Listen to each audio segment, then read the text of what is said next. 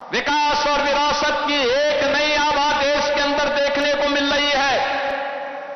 आपने देखा होगा 500 वर्षों का इंतजार समाप्त करके अयोध्या में भगवान राम का भव्य मंदिर का निर्माण हो गया। लोगों को गलतफहमी थी कि कैसे होगा। तब भी हर सनातन धर्मावलंबी एक ही बात कहता था, रामलला हम आएंगे, मंदिर वहीं बनाएंगे। बन गया ना मंदिर, रामलला विराजमान हो गए। अयोध्या दुनिया की सबसे सुंदरतम पर्यटन नगरी के रूप में स्थापित हो रही है। और अभी 19 अक्टूबर को दीपोत्सव का भव्य आयोजन इस बार फिर से अयोध्या में होने जा रहा है। उसकी तैयारी के लिए आप भी घर घर में दीपक जलाइए। ये नए भारत का दर्शन कराता है हमें। भारतीय संस्कृति जितनी समृद्ध होगी, भारत जितना मजबूत होगा, लोक कल्याण का और वैश्विक कल्याण का मार्ग उतना ही सशक्त होगा।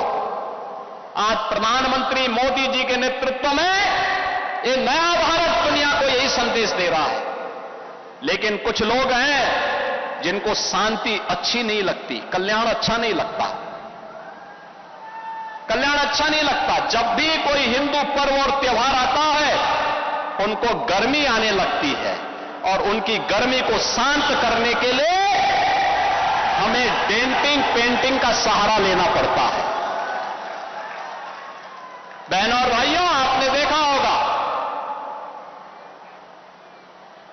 महापुरुष किसी भी परंपरा में हो, उनका सम्मान होना चाहिए।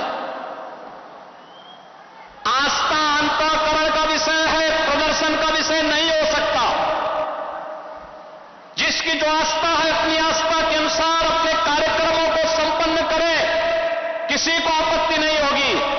लेकिन आस्था के नाम पर तोड़फोड़ करोगे, आस्था के नाम पर आगजनी करोगे, आस्था के नाम पर राह चलते हुए नागरिकों पर हमला करोगे, बेटियों का जीना हराम करोगे और व्यापारियों के प्रतिष्ठानों पे आगजनी करोगे, पुलिस पर हमला करोगे, तो छेड़ोगे तो फिर छोड़ेंगे भी नहीं, और एक बार छोड़ेंगे नहीं तो फिर छोड़ोगे भी कभी नहीं।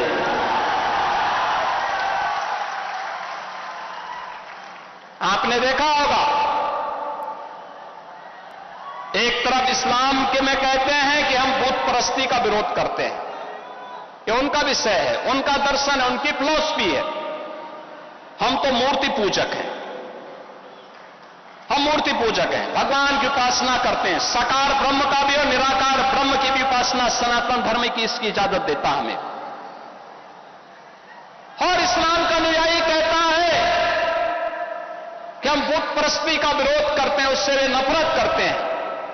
और दूसरी तरफ आई लव मोहम्मद कह करके अव्यवस्था और आगजनी तोड़फोड़ का सहारा ले रहे हैं। उन्हें मालूम है ये शारदीय नवरात्रि है, विजयादशमी का पर्व है, और शारदीय नवरात्रि को अगर अव्यवस्था पैदा करोगे, चंड मुंड बनकर के कार्य करोगे, तो मां भगवती कभी बर्दाश्त नहीं करने वाली है।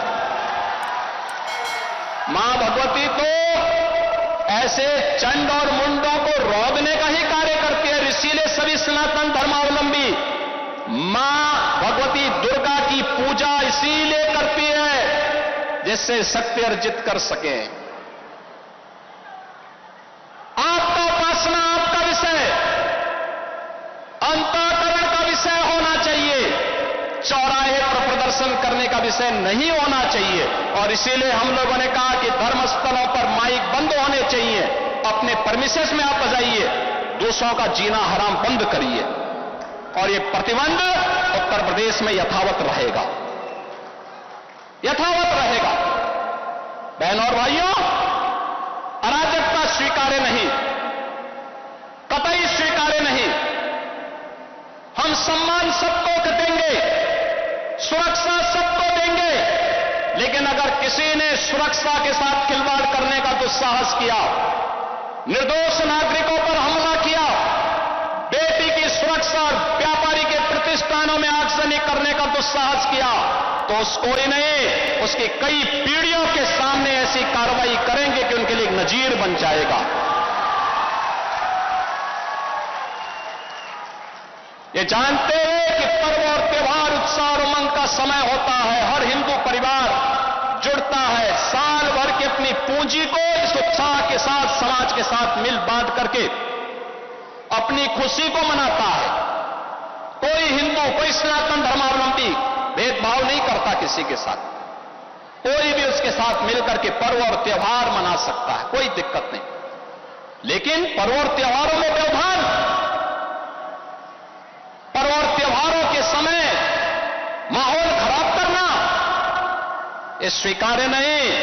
और मैं फिर कहूंगा कि अगर किसी ने सड़कों पर प्रदर्शन करके उपद्रव करने का दुस्साहस किया, और मैं ये भी कहूंगा उनको चेतावनी दे रहा हूं उन लोगों को जो कायरों की तरह, बुज़दिलों की तरह बच्चों और महिलाओं को आगे करने का काम कर रहे हैं, याद रखना इसकी भारी कीमत चुकानी पड़ेगी उनको, अगर उन्होंने किसी भी पर्व और त्योहार में व्यवधान डालने का काम किया तो।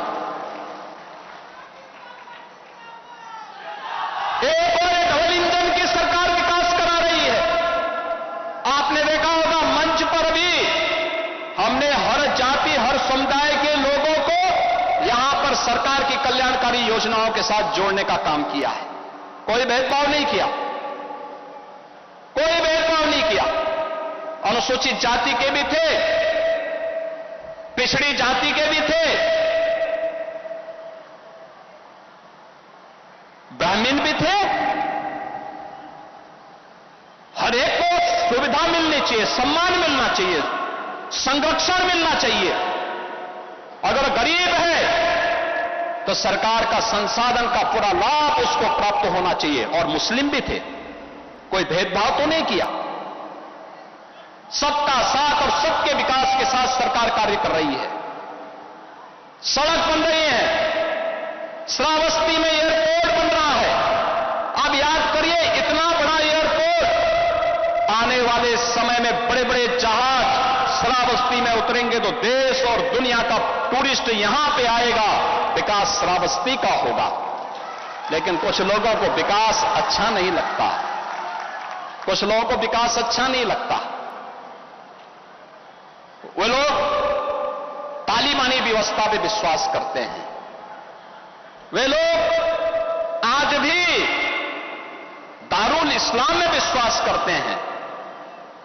आज भी मैं उनसे कहना चाहता हूं कि तालिबानी व्यवस्था और यह दारुल इस्लाम की उनकी मंशा उनको जन्नत में भी पूरी नहीं होने वाली है, जहन्नुम में उससे पहले उनको जाना पड़ेगा। भूल गए लोग, ये नया उत्तर प्रदेश है, नया भारत का उत्तर प्रदेश। अगर यह विकास कराना जानता है, अगर यह सबका साथ और सबके विकास के कार्यक्रमों को प्रभावी ढंग से आगे बढ़ाना जानता है, बिना भेदभाव के योजनाओं का लाभ हर तबके को देना जानता है, तो उपद्रवियों से और माफिया तत्वों से सख्ती से निपटना भी जानता है। वह समय गया दूर जब 8.5 वर्ष पहले सपा की सरकार में, कांग्रेस की सरकार में, बसपा की सरकार में इन उपद्रवियों को सरकार अपने यहां बुलाती थी, नाक रगड़ती थी, इनके सामने नतमस्तक होती थी, इनको लूटपाट करने की, बेटी की सुरक्षा के साथ खिलवाड़ करने की, व्यापारिक प्रतिष्ठानों में आग लगाने की छूट देती थी, गरीबों की जमीनों पर, सरकारी जमीनों पर कब्जा करने की छूट देती थी। अब ये डबल इंजन की सरकार है, अराजकता बर्दाश्त नहीं करती, और अगर किसी ने अराजकता करने का दुस्साहस किया तो उसकी छाती पर बुलडोजर चलाना भी जानती है।